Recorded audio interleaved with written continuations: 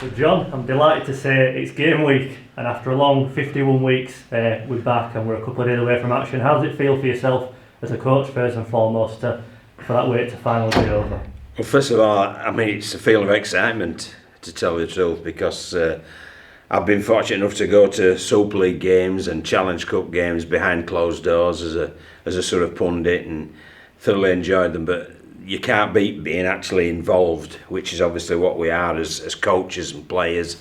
And I can tell you the group are absolutely bouncing. We're buzzing. We just can't wait for Saturday to come round, and we'll thoroughly enjoy playing on Saturday, you know, come what may. It'll be marvellous. Having such a long time at the game was the first for you, John, even in your illustrious career. How have you found that year yourself to coach? Yeah, I don't think I've ever been out of the game as, you know, without a game officially to be involved with for I don't know how many years. You know, I can't remember. So it's been very tough because it means so much to me, and it means so much to the people that I'm involved with. So, you know, it's been difficult, but you know, the light's at the end of the tunnel, as I think it is for society generally. It's certainly for the end of the tunnel with regard to rugby league, and obviously the full light will be shone when we get fans back, so that'll be the next one. But for the minute, I'm just happy that we'll have Bradford Bulls on one side in Bradford Bulls kit and an opposition on the other side in different kit, and we'll be playing a purposeful game of rugby league. The players have been back since mid-October, and it's been relatively untroubled bar a couple of weeks of lockdown in January. How have you found the whole pre-season period? Strange, because obviously there are restrictions, and rightly so, and you can't do what you would normally do in a normal pre-season. You know, the amount of contact work's been a lot less. But we've tried to mitigate it with the type of conditioning that we've done, so that when we do go back to a full game, which we obviously are on Saturday, hopefully the injuries are reduced. You know, I mean, you looked at the NRL when they first went back, there were a number of injuries. Super League the same.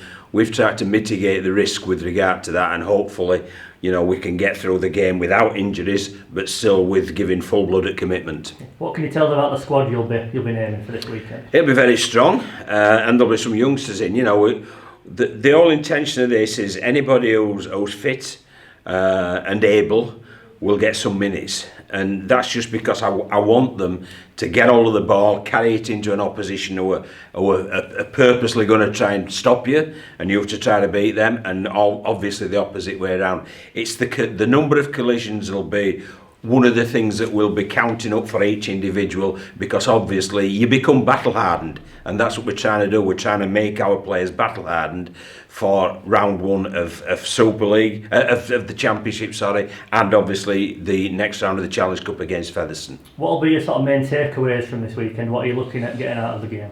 It's that. I mean, I don't want any injuries. That's the big one. But what I want plenty of full-blooded collisions. And you know, we can look at structures and systems and combinations. Yes, we will be looking at those, but those won't be the main one. It's a matter of trying to get the players battle hard and ready for the first competitive game. Obviously, well, there'll be no fans there, but you can guarantee there'll be, you know, plenty of Bulls fans watching at home. How will you harness that sort of spirit from the Bradford fans in the boys in the early start of the season? Well, it's difficult. I mean, you know, I'm really pleased that you're going to put some crowd sound on. I think that will help the atmosphere. But that's one of the challenges that we've got to give to the players, is we've got to generate our own atmosphere. I don't think there'll be any problems initially when you go back. I mean, when I watched the Super League games, again, as I was privileged as a pundit, at first when they went back, it was full-blooded, it was hell for leather. Enthusiasm levels were massive. That was because they were back after time out. But it was only after sort of 4, 5, 6 weeks that intensity started to dip. And I think hopefully by the time we're into 6, 7, 8 weeks, we ain't far off getting a limited amount of crowd back, and that will obviously lift us again. So initially I don't think it'll be a problem, but should we be with no crowd after 6 weeks, I think you'll see a drop of intensity then at that point. So obviously that's a challenge for us as coaches and us as players to make sure that we don't let that happen. And just finally, you brought a couple of faces in on trial to the club, Anthony Walker and Brad Calland. What can you tell us about those two? Well, Anthony Walker's he's got plenty of Super League experience. He's played for me with Wales.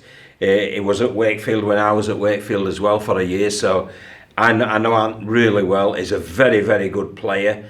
He had to sit out and have time out on medical advice. It's completely clear now, and obviously we're giving him a way back into playing professional rugby league. And I'm certainly will take that. I really am. I'm absolutely, as I've seen him in training, I'm absolutely certain he'll take that opportunity. And then we've got Brad Calland as well, who we've brought in from Widnes. We had a little tip off from someone who used to work at Widnes, who indicated this is a young man of real good character and a young man of great potential. So what we've done, we've tried to bring him over. We're going to stick him out on the field, see how well he goes, and then we'll also give both of them another run out against Keighley, because it's only fair. That's what we promised them, and that's what they've trained with us for.